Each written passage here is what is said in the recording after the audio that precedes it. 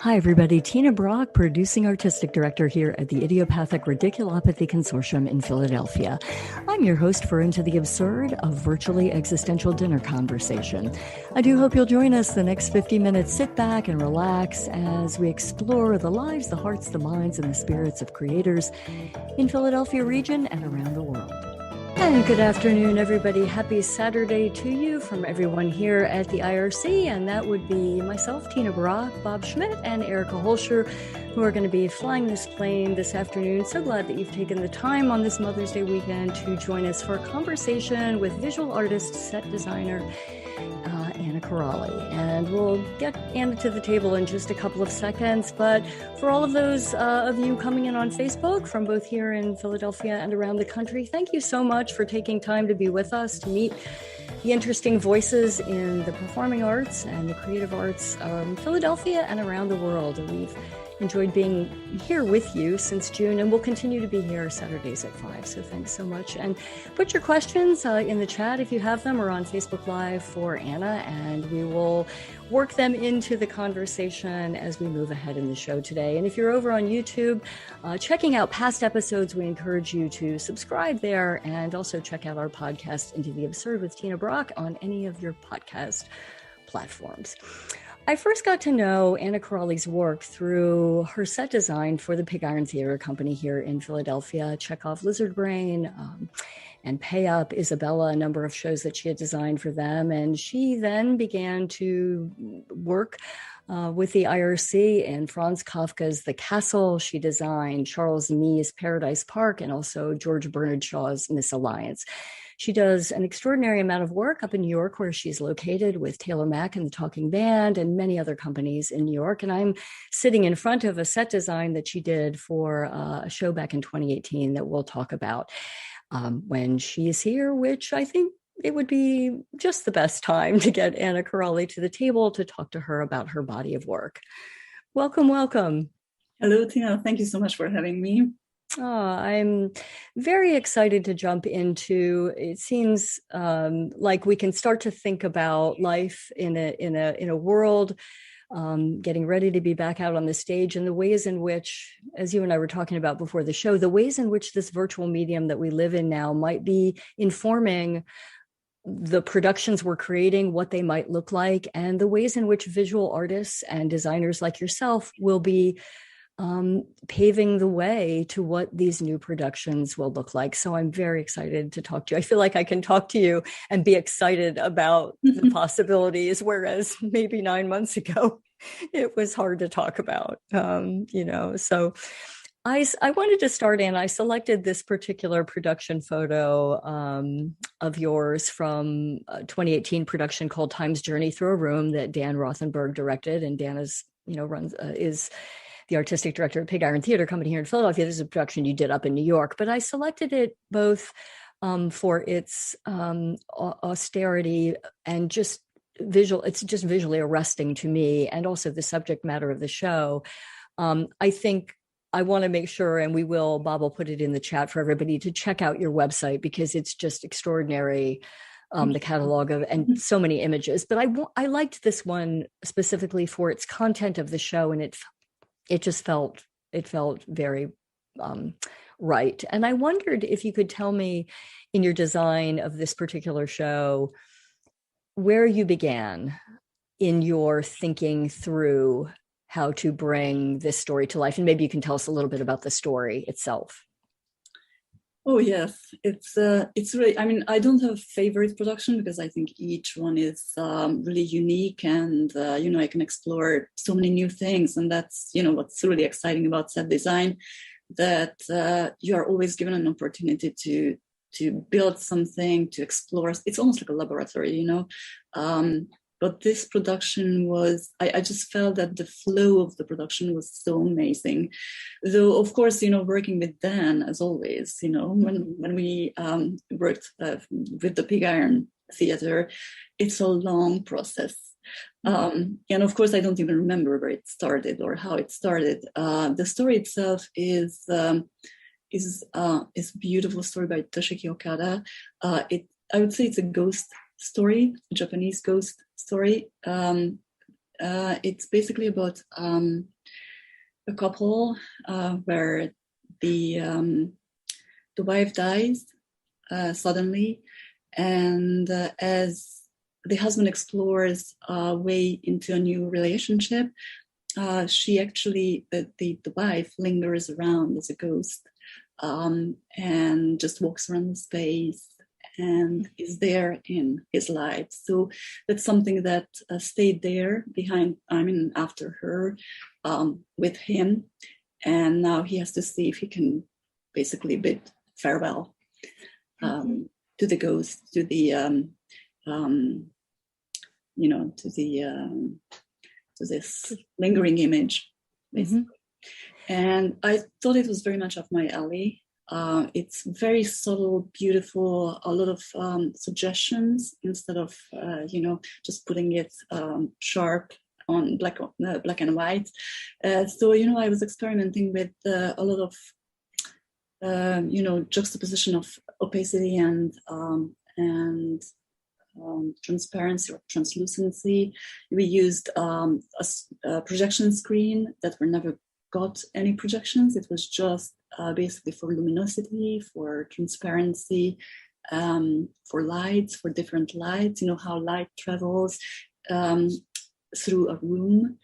And to me, in my drawings, I always examined how light travels through a space, and it's very geometric, and how I can capture it. And of course, one of my favorite artists is James Turrell, whose entire medium is basically based on just lights and just creating spaces or creating experiences with immersing viewers in different qualities of lights, different colors of lights. And so we set out to create something that was very ghost-like, very fragile, but also a room, just a regular room. Now, we examine it from all these perspectives. What it is, do we need, three, well, not four, but three walls? What it is that we really need in this room? And then what can suggest a room? What is a door? And slowly we went through many sketches, so many sketches. And then suddenly there was this idea that, okay, this is the play, but maybe there's something that happens before this play, because this is after an earthquake, and maybe something happens that introduces, or maybe puts this whole story in a different perspective. So it's not just this story. We suggest that something happened before, something extraordinary. So, it was a parallel thing to create something of an installation / art piece.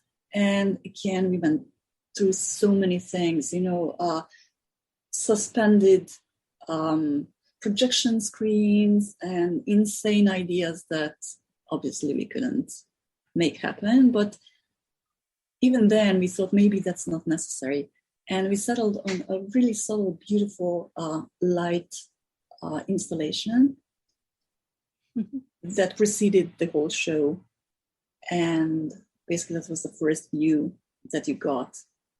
It was a light and sound show. But again, working out the technical sides of it, like how come that it's there in the beginning, and how does it go away, and how do we manage all these things? It's a lot of engineering and a lot of thinking, which I really love. So that's my third, engineering and coming up with ideas that are impossible, in fact, but the end, it's possible. And of course, the theme. It was an amazing theme.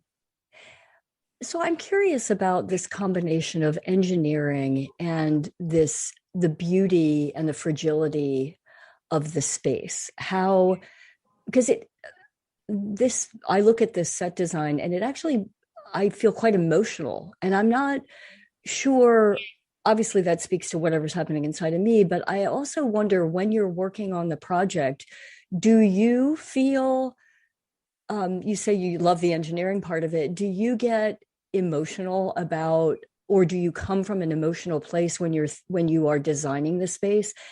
Does that ever hit you in waves when you're working on it? Such a beautiful question. Yes, and I think, that's what most people think, that engineering can't be emotional or geometry can be emotional. But I think it's all about, how forms and how colors interact with each other, how different materials interact with each other. And if I put a screen in a very solid wall that gets all these beautiful lights, and then again, I could go into the interaction of set and lights, what is set without lights. But I think it becomes very emotional. I mean, when I'm looking at the yellow floor, Mm-hmm. it was so controversial in the process, because nobody trusted that. It just seemed too strong, for the fragility of the story. Mm-hmm. It seemed, maybe for some people, it seemed just very vulgar. Like, how come, it has a yellow floor? Like, what does that mean? But to be, when I found that yellow, it was basically joy, Mm-hmm. the ultimate joy, it's sunshine. It's how, a kid would draw light. It's just yellow, It's like a rays crayon of the on the, sun, mm-hmm. right? But also it's something that floats the space. So it's not real anymore. It's on the border of real and surreal, I would say. So what I really wanted to get is like this floating joy. It's not about sadness, it's not about losing someone. It happens after that, when you want to get over it and just kind of trying to open up to something new. Mm-hmm. So yeah.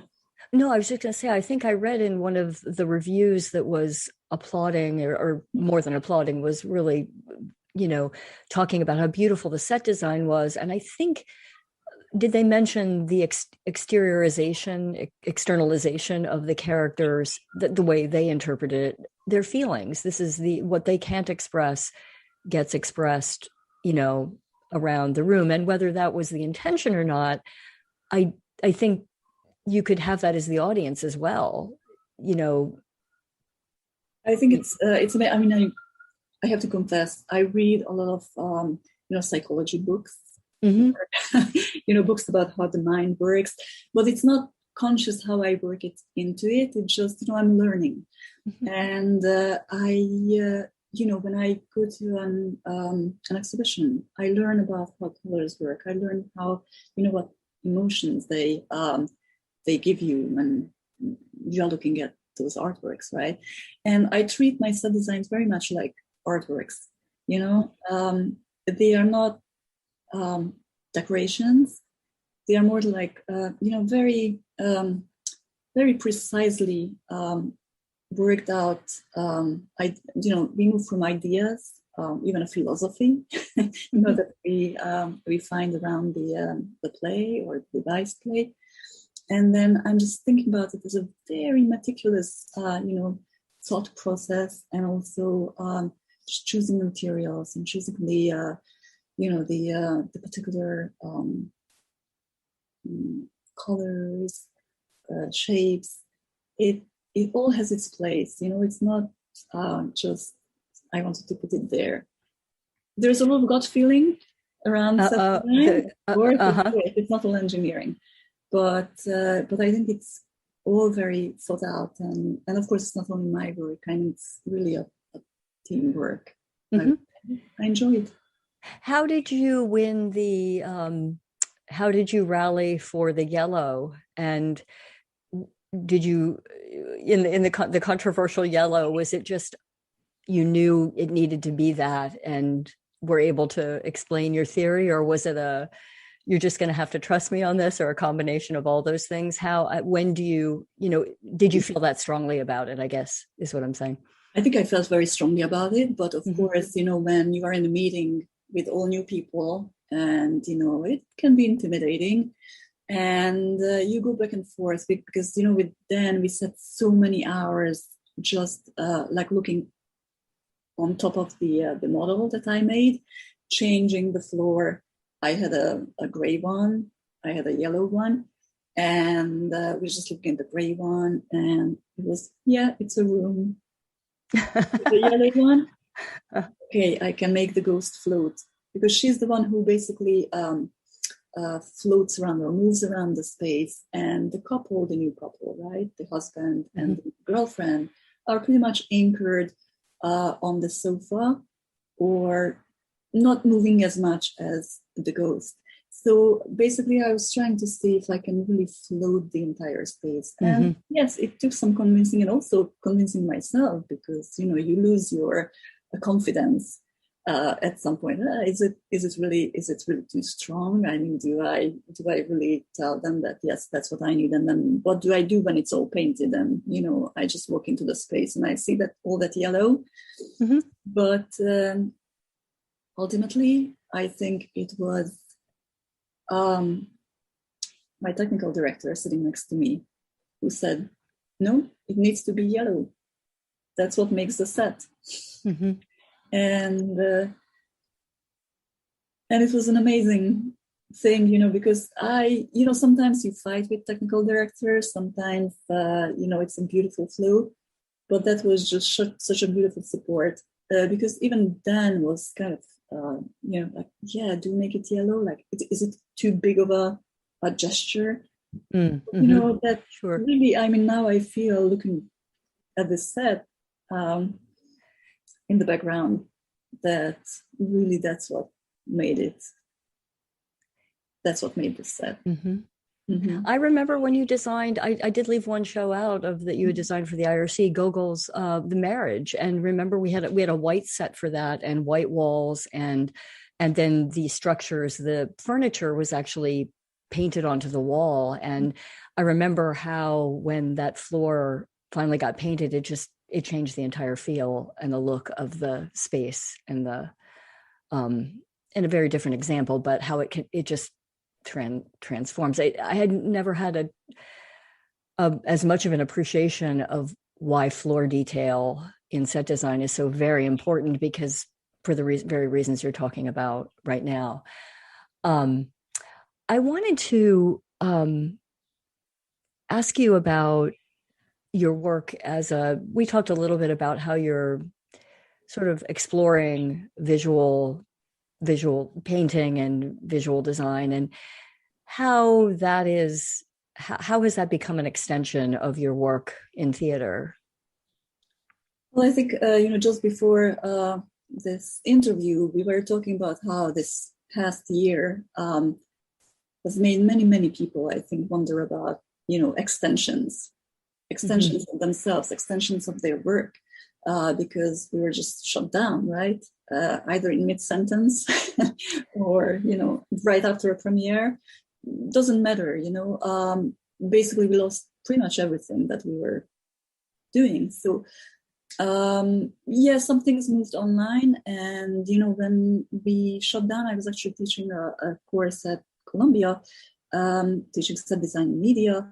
And I was telling you how well suited it was for this online or virtual platform, right? Because we were discovering actually new ways to produce, to show work, to showcase work, but still stay a group and still be hands-on. But basically, this. I mean, to me, I'm not a producer, I'm not a director. So it was hard for me to see how I didn't see any set design in the Zoom productions. So any particular lighting, some attempts, yes, but not much, right? So what do I do? And then suddenly it just came out, we were talking about colors, about the yellow, and about the importance of just one featured color, or just how the colors interact. And suddenly I never painted, I was always much more into drawings, black lines, ink, pen, lead pencil. And and you can do so much with it. You can suggest so many spaces and so many geometric planes without having to fill anything in. And I really like doing that. I've always been doing that as part of my set design. They inspired some set designs. It was a back and forth. But suddenly I felt, this urge to discover or to engage with colors. And so I started painting, and I didn't even know what I was doing. First, I was just really doing very small format paintings. I would say maybe 9x12. And then suddenly, and I love that series. It just came like almost every day I would create, a painting. And I didn't even know what I was doing.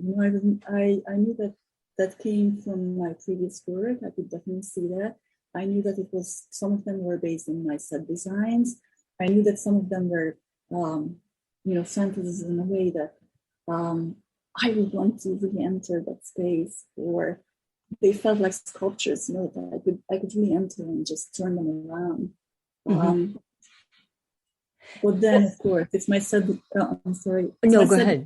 The designer nature that I wanted to go bigger and bigger and bigger and bigger and bigger. So now I'm at 60 by 40, and I feel I will grow out of those. So it's either going back to set design very soon, or really, I just feel that, I'm missing the big things, the big gestures. So that's something that I really want to. I mean, painting, I think it will always stay with me and always be kind of, there for me to experiment with it. But also, there's one other thing that is very important about it, that I think, theater designers should be able to really cross borders more often, as star architects or architects are invited to do set designs, right? Where we see many collaborations like that. I'm happy to see that more and more set designers are invited to do installations. Emilian will be doing a beautiful installation for Lincoln Center this summer, and as Devlin, of course. And, it's just beautiful to see that you don't have to be confined to a theater space. Theater itself or drama goes beyond, and you could put it on other platforms. So it was this desire to initially to just interface with more color that kind of led you to putting it down on the canvas, if I'm understanding you right. What medium are you? What are you using? I'm using acrylic. Acrylic. Yes. And are you in your apartment? In my apartment, we have to make do. Yes. I mean, I carve out the space no matter what. Yes, we do crazy things, of course. I think, and so you started small, but then you had this desire to, as you say, make a bigger gesture about it, and you just kept building the canvases. And how many works have you done then during this time? I think the small format things, many, so many, I can't even tell you. But the bigger ones, of course, it's limiting. I would love to show them, actually. I would love to make them into an installation, ultimately, or show it in a gallery setting.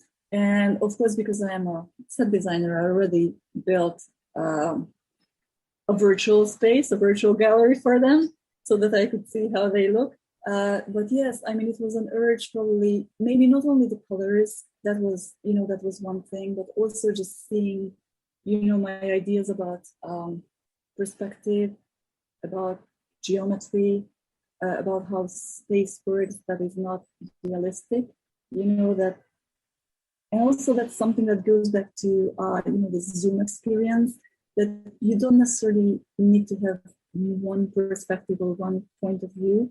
You can examine things from like many, many points of view. And that was exciting in the Zoom situation. But that's also exciting for me in painting, that, I use many different perspectives, and maybe it's an illusionist thing that, oh, you found the way, you know how to look at it. It's not quite optical illusion or deception. It's just like showing you that there are many ways to look at forms. And ultimately, when I don't even know what I'm doing yet, but when I look at my paintings, they remind me not only of spaces, of rooms or twisted, perspectives, but also kind of shell-like structures, almost like engineered structures, though they are very, they are not organic in their forms. They are very crystalline, crystalline structures, right? But they also look like engineered shells. Do you see any psychology in all of that, in the structures, or in the way that you see the structures? I'm sure others would, but it's so hard for me to, like Rorschach. Right. Yeah, exactly. Sometimes it's I actually want to do that because I'm reading so many books on that, how perception works and how we can tune in our minds to perceive or change certain things.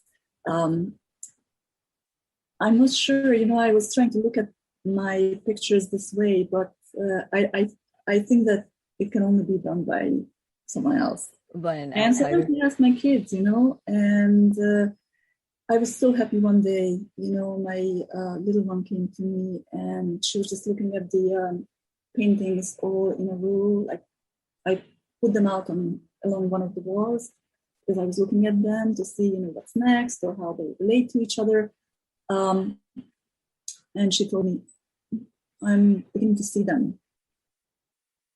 So I'm beginning to see them. That was her.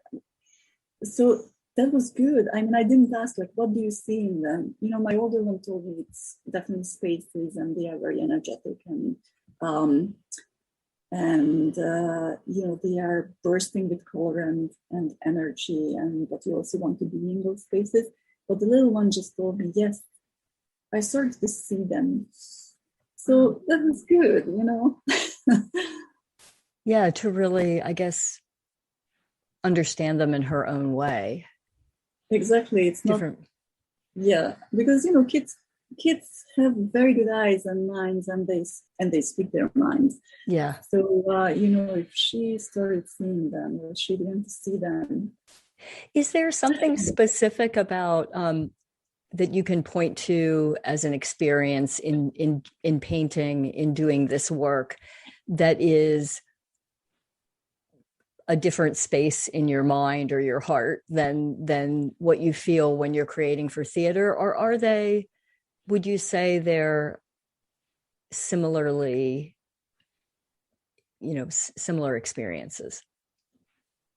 Again, a very good question. When I work in theater, it's so many inputs, right? I mean, we always work in a team. Though we usually start with the director, right? So it's a very intimate team. But then, we expand, and then I get many feedbacks. And of course, the set design evolves, right? Through those feedbacks and through those reflections or dialogues, right? And here I'm left alone, basically. It's very meditative, but also there are many voices in my head. I create my team, basically. So, does your team talk back to you? Absolutely. They critique, they talk. You have to justify the yellow and absolutely. So it's a huge thing because sometimes I come up with sketches, and then but not very. I don't know all the details before I really start on a big canvas. But I have a sketch, more or less. I know what I need to do or want to do. But again, when I start painting and it's a bigger scale, you always revive, and then there is this heading with in your. Sometimes I actually, talk to real people in my head, and not only made up voices, but I feel that there is something that is very similar to theater. That it's a very focused work. Mm-hmm.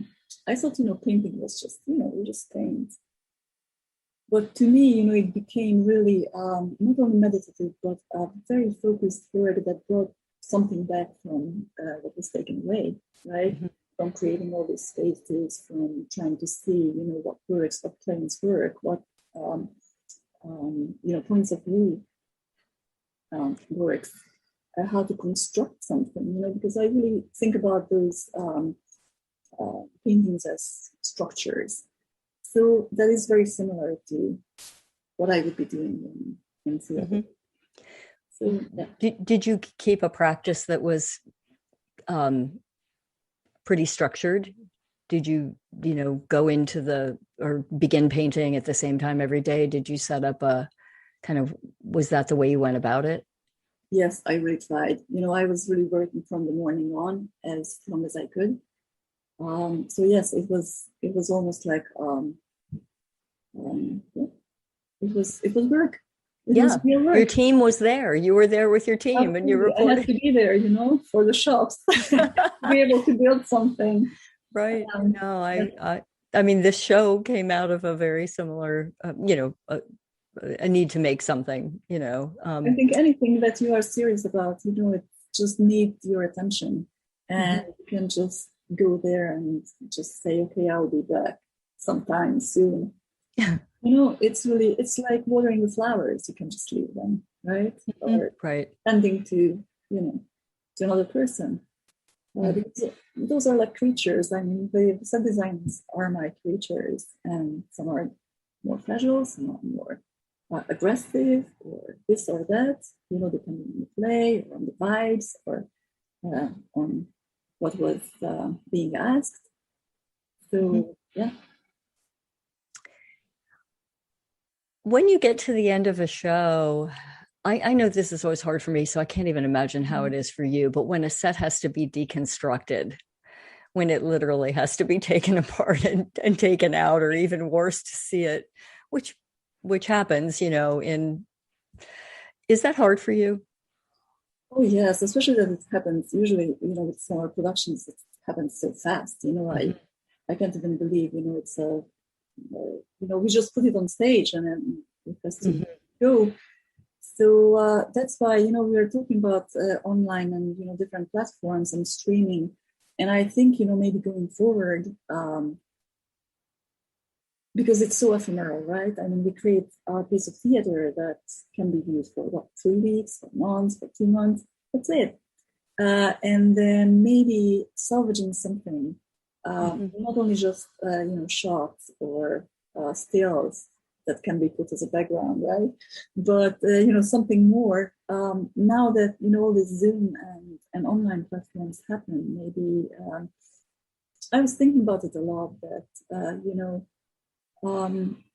salvaging it or showing it in a different medium, online, social media, in some form, I think it will be very beneficial. And maybe even inevitable, that you will be doing the production and you'll be filming it, you'll be documenting it more, because now we know that anything can be interrupted at any point, right?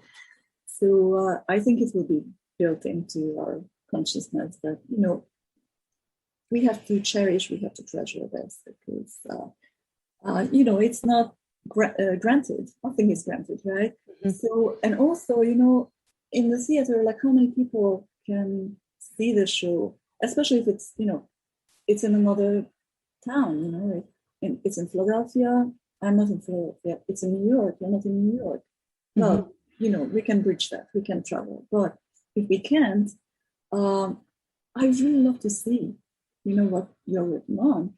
And maybe it's a different phase, of that theater, of the production that is produced parallel, to what's going on stage. in that closed room, and maybe give it, a different platform.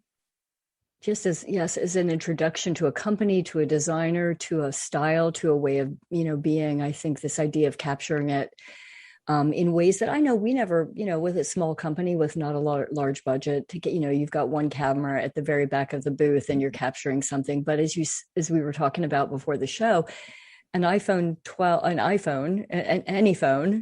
can capture things. And if you have 3 good eyes, and not to minimize what goes into it, but the possibilities arise to make sure that these things are captured. That is one of the hardest and saddest things about doing a show is, yes, you have the stills, but do you have any real record of that? So, and also we're thinking if it's just one camera, that's put at the back of the house, or is it a new way, because we just saw that there's so many ways to, to cater to the online community, so to say, and you can reach so many people. So what do you do to really make it, lively and worth, looking at? Yeah. And remember, that's how we initially met, through Pig Iron's work, but also there's a shared interest in this, in the much of the work that we were doing, the work of Kafka of UNESCO and we have a very, ironically, very large audience of people who watch this show every week, but who also know about the IRC because of the work, because it's work they're familiar with, but also to be able, may never find their way into Studio 3 over at the Walnut Street Theater, but to be able to see something online this is what a company in Philadelphia is doing, is extraordinarily exciting on many different levels. So I want to get a question in here, Anna. Do you see ways to market and promote?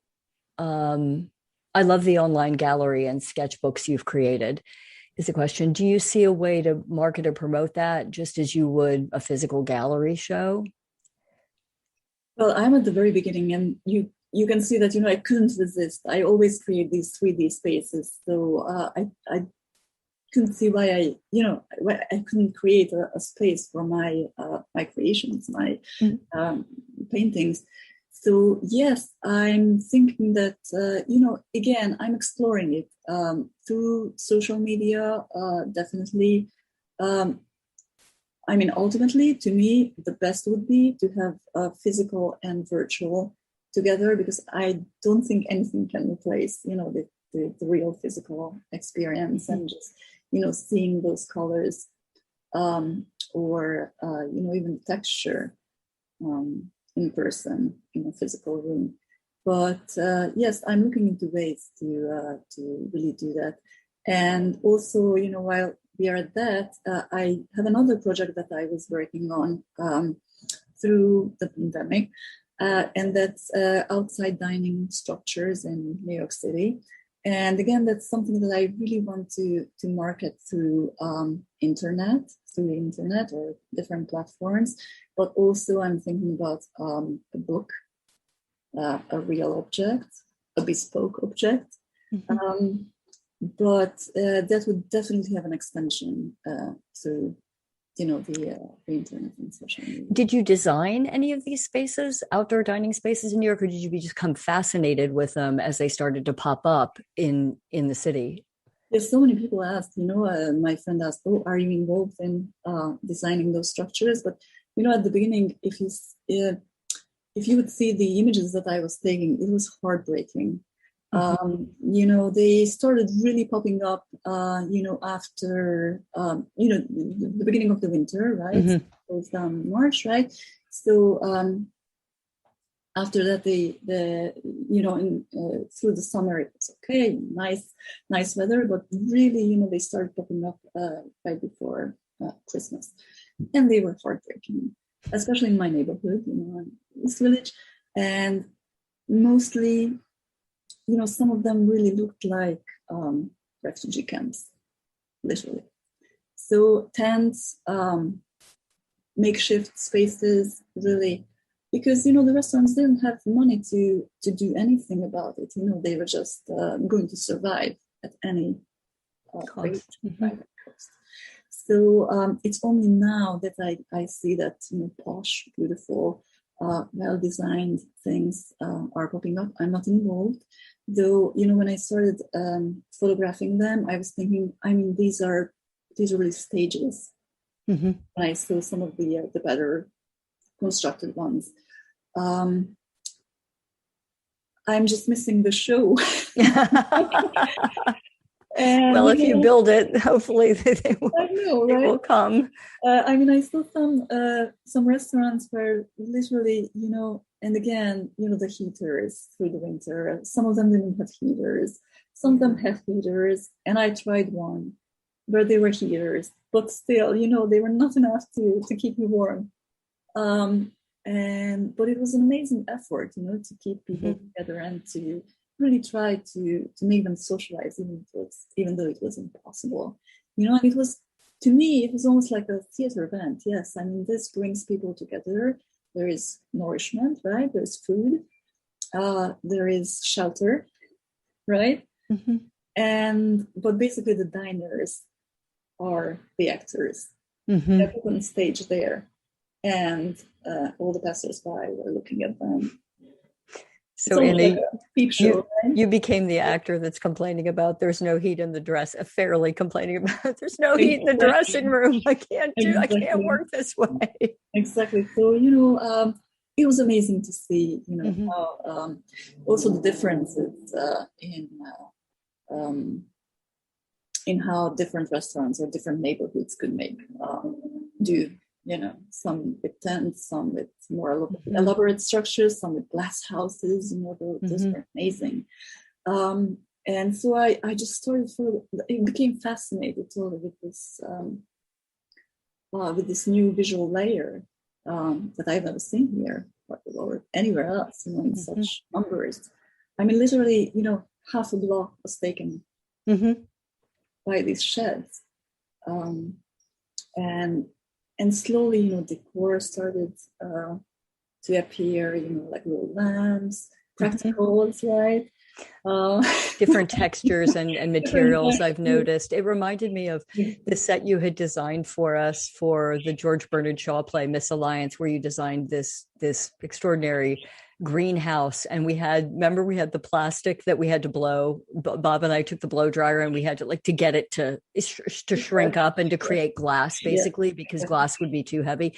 I've seen so many interesting like window treatments and all of that. How do you, and it's, some of it's very, I'm sure quite expensive, but very magical. And as you say, I'm sure the journey, as you were photographing it, you said heartbreaking, you know, initially as you were seeing, but what a extraordinary, you know, just challenge and just like, we're going to make this work. Yeah, a will to survive. Absolutely. And, you know, you asked me about if it's sad or heartbreaking to see or sets being taken apart. Of course it is. And now I am just thinking about how permanent these will be, you know. Yeah. New Yorkers grow really fond of things and novelties and innovations. And I think, you know, I interviewed many people, actually, you know, just for this project. And all of them, I think most of them said that they are really fascinated, you know, by these outside diners or outdoor diners, and they really want to see them become permanent. Yeah, I mean, I do think I had the opportunity a couple of weeks ago to eat outside first time, and it really was. You're right. I didn't think of it that way at the time, but you're entering a set, and you are in this space where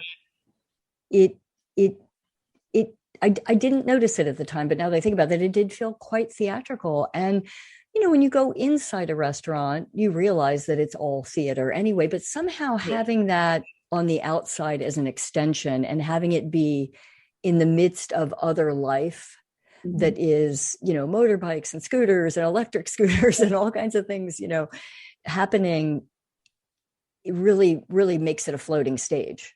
Yes, that's why I became fascinated, because suddenly it was all exposed. Everything was exposed, like how well the restaurant was doing, what they served, who were the clientele, right? What the core was. So really, it was a show put out there on the streets. Yeah. So I have hundreds and hundreds of images. I also have this, the interview part. I also did some research, and I really, I came up with a really fun form for this book. It's not just a book, of course, it's more like a theater model. And you open it up, of course. So I'm really hoping that, it will happen. But till then, I'm thinking what's the best way to put it out there on the internet in a way that I can, preserve the integrity of the entire, material, but also present it in a fun, new way. So that's a challenge for me. I have the materials. Yeah. Let me get back to, it would be interesting to hear of the interaction of the artists. This is a question from Tara.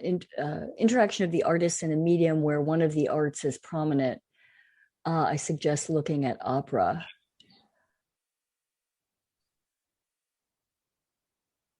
It would be interesting to hear the interaction.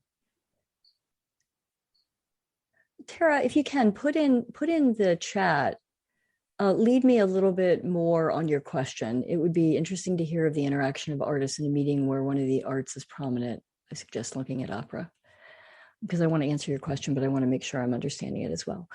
And getting back to a question about you and your space, I'm curious about, is your living space or spaces where you are most comfortable, are they fairly, are they sparsely decorated? Yeah, just like the set that's behind you. Yes. I actually got the sofa from. Don't we always, right? Believe it or not. Yeah, I really like, it just puts me at ease, if there are not many things around me, I can control. But of course, with 2 kids, it can't happen. But what I try, and my kids actually appreciated that, we have some bright colors, some beautiful objects, but really just the necessary things. And of course, we have our art tools. My husband also makes jewelry, so sometimes spaces transform into shops. Sure. We carve out little corners where we can work. It's not only the laptop. And but yes, I really enjoy spaces that are Japanese minimalism, and functionality, basically. Everything that's around me has to have its purpose, its place, ideally. Sure. But I'm not obsessive, If something happens, that's a beautiful thing. I look at it and then put it away. But that must make it easy. Well, easy is not a good word, but more efficient when you're trying to edit out, say, for a set design, to be able to ask that question: is this necessary and important? Is such a great skill to have when, to just get rid of, as you were saying before, you tested on the set that I'm in front of some ideas with screens and things hanging and things coming in. And then you sort of step back and go, okay, like, if you can ask the question, what purpose is that really? I think I need to take that through my entire house right now. Not that, I don't live in a cluttered house, but I certainly am looking at things and going, what purpose is that serving? And I think when you live in a small, what's that? I'll come and design it for you. Because when you're in a small space, right, it's just like, this thing is in my way and I'm not sure what it's doing right now. I think that ability to sort of ask that question about art or life or you name it. Yeah, I think, I just enjoy those spaces, but also it doesn't mean that I don't enjoy Baroque. Or, sure. It's fully curated and beautiful, just to look at the abundance.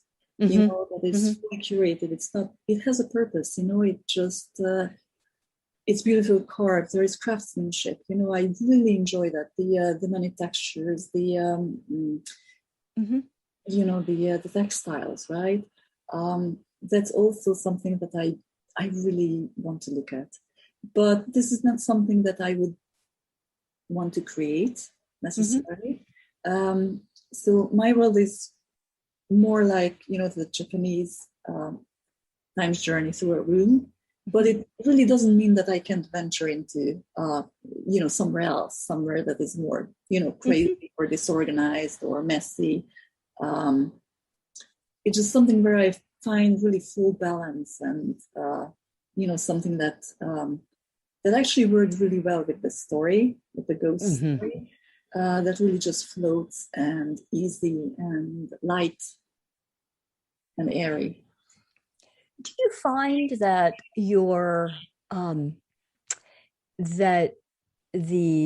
this idea of, well, because I know certainly for working for the IRC with a very small budget and these tiny, tiny spaces that we were in, you know, over at the Walnut Studio 5, which, you know, I really enjoy working out of, but they do present challenges for a designer and not the least of which is financial. But do you sort of subscribe, or have you found it to be true that like the more constraint you put on something, you know,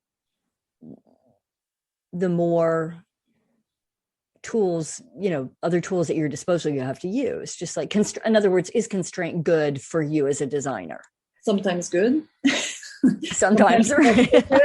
Sometimes not so much. Not if you want me to do big things with no money, right? You know, I started out on really big stages, you know, back in Hungary, of course, you know, national theaters and, you know, big stages, the opera. And, you know, those have their own limitations, not in space and not in budget, but other limitations, basically what you can do with, you know, with the actors, or what's allowed, what's not allowed, how, you know, the shops work. It's more like an industry, right? So, so I would say there is no work without limitations or without, you know, challenges. And I really enjoy working in intimate spaces. I think it's like for, you know, for composers, writing a chamber music or writing a full orchestral piece, right? Both can be beautiful. And, you know, again, you know, when we are getting rid of stuff just to really, or, you know, revealing things, pulling the veils, right, for this space to really reveal itself to us. I enjoy that. And I enjoy all the constraint that poses. But, you know, also when, for example, creating Pay Up, right, that was a mega production, you know, with 8 separate rooms, and then, you know, everything pre-recorded and everything painted white, which is, you know, another constraint. I mean, I created it for myself and for the actors. But, you know, I enjoy both ends, I would say. And I learned a lot from working in small spaces, and I really came to like them. I'm looking up at the clock and saying we don't have much time left, but it's hard to have the conversation about small spaces and not talk about, or at least give a nod to your design of Franz Kafka's The Castle, which was, you know, Kay's journey, David Stanger playing Kay, you know, his journey to the castle, which, you know, Kafka's just beautiful, yeah, beautiful and large, and yet really, being able to just get down to the doors of his psyche and the ways through those doors that led him on his journey was such an accomplishment in such a small space that was over at the Adrian, which is so I think of that fondly. I think of that show fondly. And I love collaborating on all those shows. You know, I venture into things that I wouldn't have ventured otherwise, right? And I really love just the perspective of, you know, doors opening and seeing something behind them, something that is very surreal, right? But also very cool at the same time. And we also explored a lot of colors, right? Because that's how we could create the small spaces or different space suddenly next to another space where we should have had a lot of space. but instead we created it with colors, right? So remember. Yeah. In fact, you know what I'm going to do, Anna, just really quickly here. Everybody bear with me. I'm just going to pop up that, I want to pop up that space real quick. I didn't use this photo behind me because it has characters in it. And I wanted to focus on yours, but that yellow is up again, right? I mean, and you had just a different. That was a way to basically create or suggest that those are different spaces, and they go on and on and on and on, and they basically just never stop. They lead to different places, and the doors are always so intriguing, right? You put a door somewhere or a series of 3 doors, and you're back to The Price is Right or whichever the show where you select a boyfriend behind door number 3. Any one of those things. I'm very grateful for all those productions because, really, I mean, they always give you something new to explore and build. Yeah.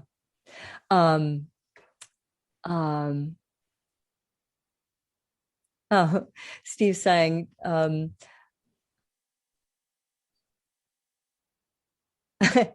this is so interesting. Anna's work is seen. Her website is wonderful. I do remember Paradise Park, and please have on more set designers. So you're carrying the flag for, I suddenly feel, I said in the beginning of the show, but I really do feel like there was this longest period where I just couldn't even talk about theater.